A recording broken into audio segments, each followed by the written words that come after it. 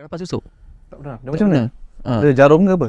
Ke paku ke? Dia ada macam-macam jenis. Macam-macam jenis susuk. Jadi mana nampak?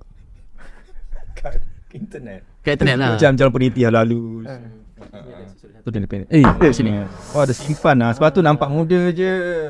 Bukan saya, bukan saya pakai. Aku nak pegang je sudah. Bukan saya. Tengok-tengok.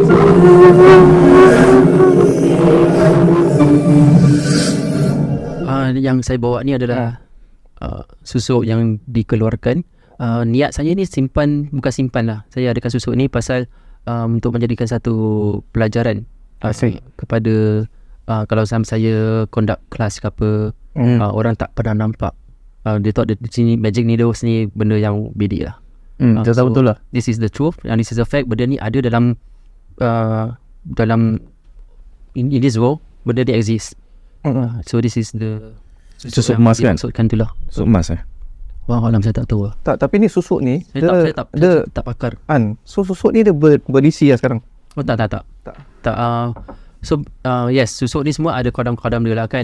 Tapi bila kita keluarkan ni ada neutralize the benda-benda susuk ni. Dan sama juga macam susuk ke ataupun Tangkal ke apa. tangkal ke mana-mana benda ni kan. Sebelum kita, saya keluarkan ke apa, I will neutralize the thing first. Rendamkan dalam air ruqyah. Ruqyahkan benda tu, I mean to make it kosong lah. Ya, kalau ada benda saya tak berani sini. Saya tak nak simpan. Kalau ada aku dah jodoh juga. Tak ada lah. So macam for me, this is a shock lah for me. Because honestly, first thing first, I pernah dengar about this susuk je. So dengar tu pun kira macam not in details lah. Sekali tiba-tiba depan mata gini. Tak, kau dengar daripada mana? Tak, macam dulu mak aku selalu cakap yang again in the industry, kalau macam tengok TV ke apa yang sampai there, ni pakai susuk lah agaknya. Tak nampak macam abang tadi cakap macam tak nampak tua and stuff like that lah. So at that point of time was dengar susuk macam ni, I know that it's some sort of like black magic tu je. Tak tanya tak apa and stuff like that. Sekali bila tiba-tiba ni dia you keluarkan tadi. Tapi yang episod sebelum ni. Tapi become a business Dia jadi macam normal lah. Macam kau boleh nampak kat TikTok orang jual, kat Carousel even. It's quite concerning lah. Macam Very concerning. lagi ada review cakap, Concerning Melayu kata apa? Merisaukan lah. Merisaukan. Ya, dia satu bukan trend lah, tapi dia satu gejala yang merisaukan, especially bagi kalangan orang-orang Melayu kita ni. Betul. Because benda ni easily to get. Itu yang the bad thing lah. So kita sebagai peruqyah, perawat yang syariah have to do something about this thing. Betul. To stop people to dakwah dengan cara yang syar'i. Yang benda ni adalah salah. Tapi I tarik balik tadi yang you cakap, yang you try to keluarkan benda ni, dia susah kan. Maksud you susah tu is macam mana tu susah dia? Macam orang tu pasal orang tu merana ke, atau you tu nak kena spend hours just to keluarkan satu? First and foremost, pertama sekali orang tu perlu taubat. Dia kena buat solat taubat. Tapi kalau dia kena 100% lah. Dia tak boleh macam 80%, 90% no. Dia kena like, I nak keluarkan, I betul-betul I nak keluarkan. Itu buat solat taubat, solat tahajud, solat hajat. Bukan kita yang keluarkan. Kita berserah pada Allah SWT yang keluarkan benda ni, bukan kita. Kita semua setakat bacakan ruqyah dengan amalan-amalan tertentu, kita bagi kepada pesakit tu. Allah yang keluarkan benda ni, bukan kita. You ibarat macam doktor lah. Macam doktor kasih prescription lah. macam doktor kasih prescription itu, tapi yang baik kan Allah lah. Betul. Serahkan everything to Allah. Ruqyah tak ada kuasa penonton. Ruqyah, perawat tak ada kuasa apa-apa kita semua bacakan ilmu ruqyah, bacakan ayat Al-Quran, dan juga zikir-zikir yang tertentu je. Ni semua yang diajar oleh para ulama'. That's why kita turunnya ruqyah syariah tu. Ada dia punya tahap-tahap dia tu. Tadi you cakap benda ni dia ada dia punya, dia berisi je. Berisi kodam. Betul. So macam tadi you cakap kan dalam ni ada macam berisi lah, macam kadang-kadang dia kan. So sekarang susuk ni dah berisi dalam badan seorang tu kan. Jadi tadi you cakap yang si fulan ni dia nak bertaubat. I tak boleh gel the thought of benda ni yang salah ada dekat dalam badan, tapi dia nak bertaubat. Maksud Macam- you macam- ada dalam badan dia ni ada makhluk jin. Ada macam makhluk-makhluk ini lah. Yang empunya badan ni nak bertaubat. You tak boleh jalin. Dia bukan macam I tahu I buat dosa, sekarang I nak taubat. Pasal benda dosa tu is not something that is visible. You tahu yang in your mind it works yang sekarang aku nak bertaubat lah. Pasal aku pendosa, aku banyak dosa. Tapi benda ni susuk ni is something that is visible. Yang sekarang kat dalam badan you. So you know kat dalam badan you tu ada makhluk. Macam mana you make that decision that suddenly I want to change lah. Yang membolak-balikkan hati manusia tu siapa? Syaitan. Bukan Allah SWT yang membolak-balikkan hati manusia tu. Bolak-balikkan. Nampak demi kejahilan dia. Tak ni kena cut. Ni tak tahu je. Syaitan aku kasih. Kau sembah siapa ni? Kau setan ni. Betul lah, syaitan yang bolak-balikkan hati apa? Bukan Syaitan bukan pula. Syaitan membisik. syaitan membisik Dia sama juga dengan kalau macam mereka yang bertatu pergi ke masjid. Dulunya dia zaman-zaman dia bertatu badan. Lepas tu dia dah berhijrah, dia dah bertaubat, dia nak ke masjid, dia nak solat. Tapi ada sesetengah mereka tu tak kasih dia solat pasal badan dia bertatu. Tu yang membolak-balikkan hati manusia tu siapa? Allah Subhanahu Wa Ta'ala. Tak mau ketawa.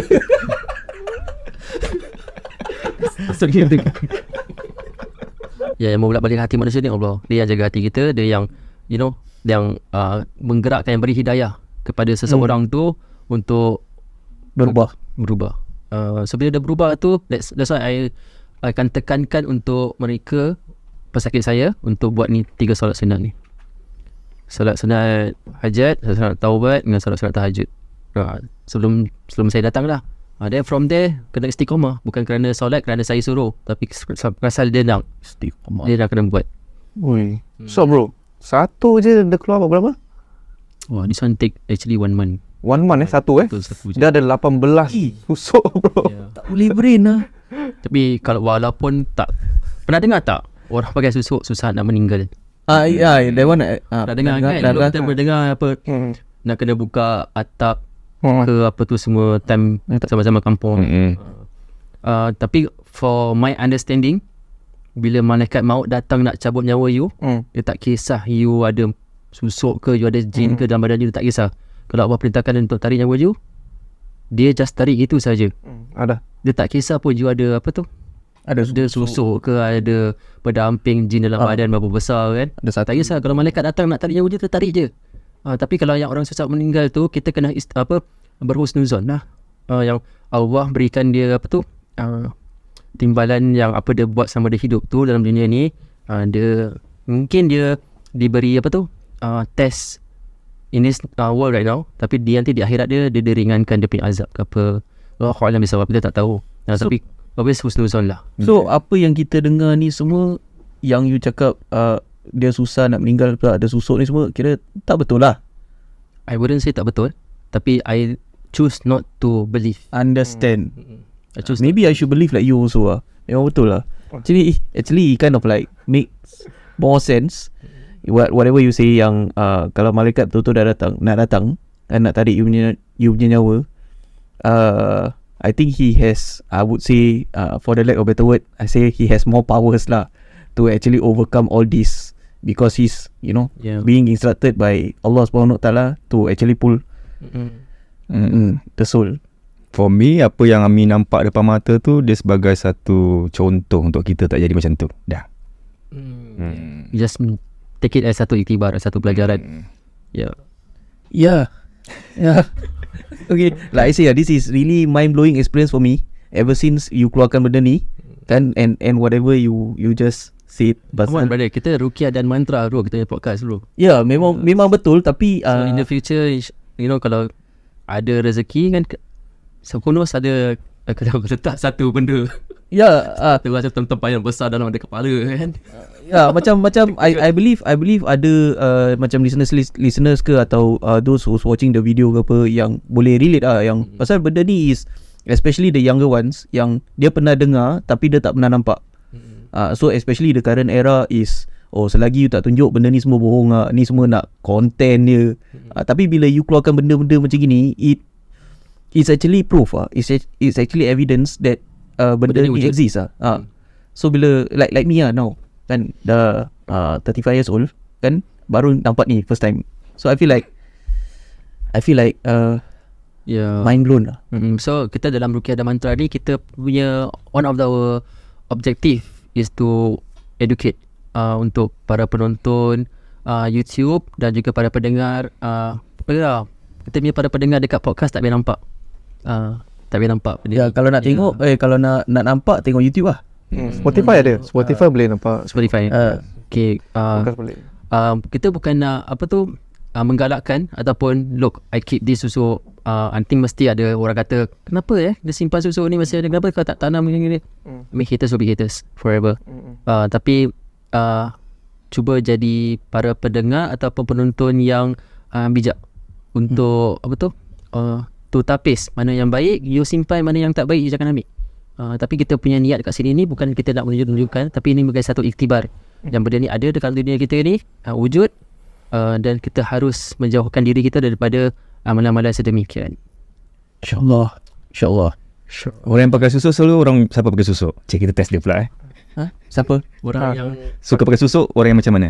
Yang nak Yang pakai bawah. Itu je lah. Nama. Kenapa dia orang nak pakai? Kalau ada orang buat ni from internet, from kawan-kawan orang daripada seberang apa gitu, you tak gangster pun pakai susuk. Apa cerita? Untuk kebalkan diri ke apa? Susuk also can do that. Just to be clear, I just want to know, susuk ni actually apa dia boleh buat? susu ni apa dia boleh buat? As in okay, I tak tahu macam mana nak arrange that question. faham. Benefit dia apa? Bukan, apa dia punya function susuk ni? Kelebihan susuk ni. Kenapa orang pakai susuk ni? Orang percaya the main word is percaya bahawa susuk ni kalau dia pakai, dia tergantung pada niat masing-masing yang nak menggunakan ni. Kalau let's say dia pakai kat tangan ni, ada yang kata dia kuat. So something normally dia akan gunakan kat tangan untuk kalau orang tumbuk ke ataupun pergi buat gejala-gejala macam gaduh lah. Gaduh. So banyak sangat gaduh lah kan. Dia letak ni tu jadi kuat lah. Dia jadi kebal.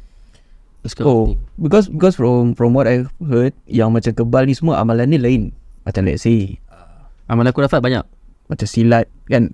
Silat, I pernah dengar orang silat lepas tu dia nak jadi kebal. So dia buat dia punya silat is lain sikit, macam masuk batin sikit ke apa. I don't know lah whether ni betul ke tak betul. Ni apa yang I dengar. So bila you cakap macam susuk pun macam gangster pun boleh pakai macam tadi you kata pasal kebatinan kan. Maybe anak betulkan sikit. Pasal main background lah So kebatinan ni tak salah. Kebatinan ni tak salah. Macam kalau kita zikir selalu, tapi kita jangan mengharapkan kebatinan tu kita nak kebal ke apa. No. Kebatinan tu banyak. Kebatinan is spiritual. So kita zikir, kita berdoa, kita solat is to cleanse our spiritual cleansing. Okay. It's called it. So that to me is kebatinan. Kalau macam kebatinan yang dorang buat benda-benda yang salah tu, tu salah lah dia. Tapi I don't take the kesilat tu pasal silat di kebatinan. The word kebatinan tu tak salah lah. Pasal silat orang selalu salah anggapkan mesti dengan word kebatinan ni dalam silat salah. Betul lah. That's me. Yeah. So actually tak.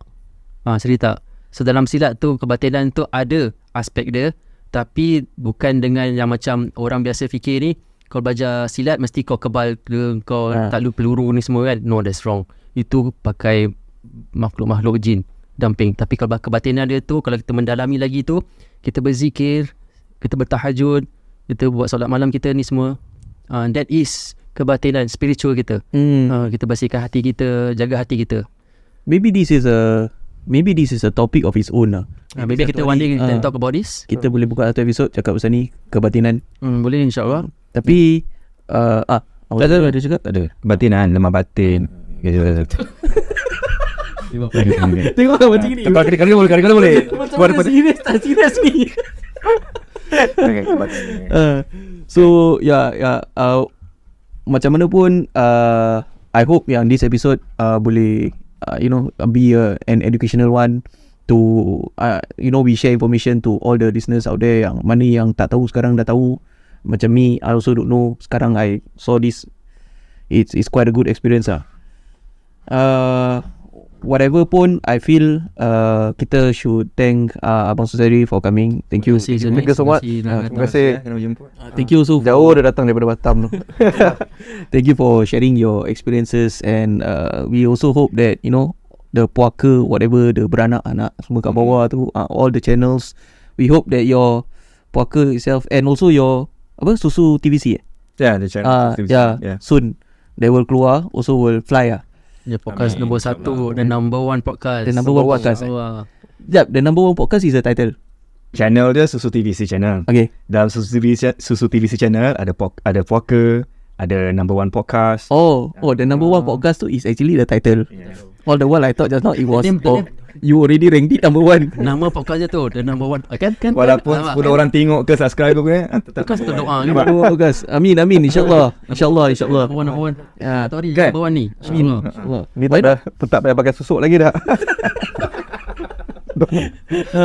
Why not? Yeah, but whatever it is, again, we hope everyone benefits from this, and San.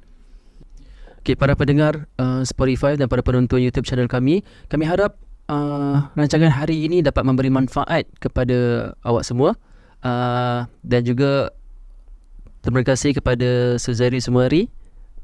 Thanks for coming to our channel. Kami kita betul-betul berbesar hati dengan kehadiran awak dekat sini. Appreciate.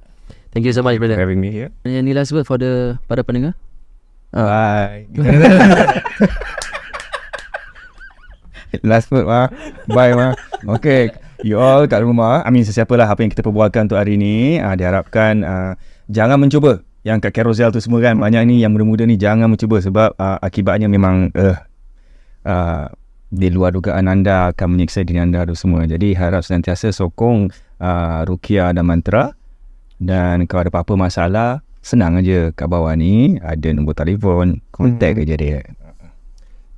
Wow, Abah orang legend berbual. Diam lah. Okay, para pendengar, terima kasih semua. Assalamualaikum warahmatullahi taala wabarakatuh. Salam.